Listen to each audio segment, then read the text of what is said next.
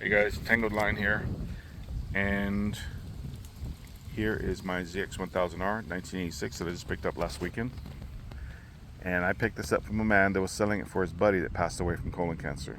He was 58 years old, rest his soul. He was selling for $2,000. Couldn't get it started, didn't start, no power, nothing. He said he didn't even try. He just wants to just give the money to the family. So okay, here's $2,000 after I kind of looked it over. Had said it hadn't started in years. Has not started in years. So looked around. I said, man, this thing's clean, like super clean, like really cherry clean. And it is. It's all factory. So what did I do? Well, before I bought it, I looked inside the tank. Tank was still clean. The fuel was it was getting there, but it wasn't that bad. It sloshed around, so that kind of gave me a good feeling. Look at the miles, 11,000 miles. I'm sorry, 14,000 miles. And I was like, this thing hasn't been running off since 1986. So I bought it. Brought it home, trailered it, got it home, and I got right on it. First thing I noticed, there was no power at all. It was just a 30 amp main fuse. Replaced it, we got power. Looked at the fuel, didn't even think about it. Went and got me a can of Seafoam, the truck and SUV type. I don't know if there's a difference, but kind of throw it in all my bikes. Put in a half a can of that Seafoam, cranked it over, wanted to go.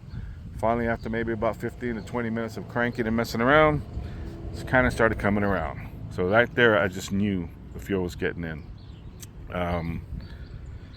Let it sit, cranked it over, let it sit, cranked it over, let it sit, cranked it over, let it sit, cranked it over. And finally I started getting it running with the choke. So the choke was working great. Finally got it running. I let that Seafoam work, sit, work, sit, work, sit. Well, finally came around. I hadn't put new fuel in there because I was kind of waiting to see if it was going to clear up. If it was going to clear up, I was like, you know what? We'll just put it on top of the Seafoam, let the Seafoam work. And it worked. So let's see how it sounds. Oh, I'm sorry. Here's a picture or the video of the cluster. Still has the break-in sticker. Really nice. Very clean. This I broke off, but I'm going to fix it, put it back on. Well, obviously it's an 86, but let's go ahead and check it out. Oh, forgot to tell you. Apparently these ran a little hot, so there's a backup fan switch. Let's fire it up.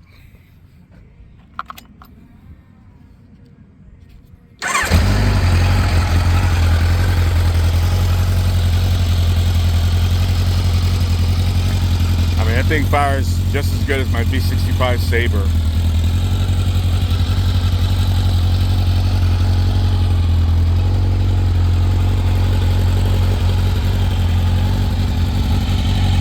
And it runs just as good.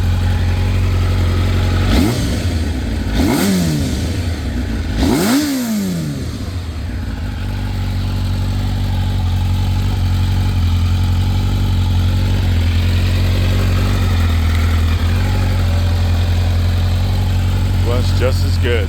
Gearbox is tight. Tires and rubber's good. Brakes are still good. I'm gonna flush the brake system because it's getting kind of brown. And it runs really tight. Really tight. So I put the backup fan on. Give it a fire up.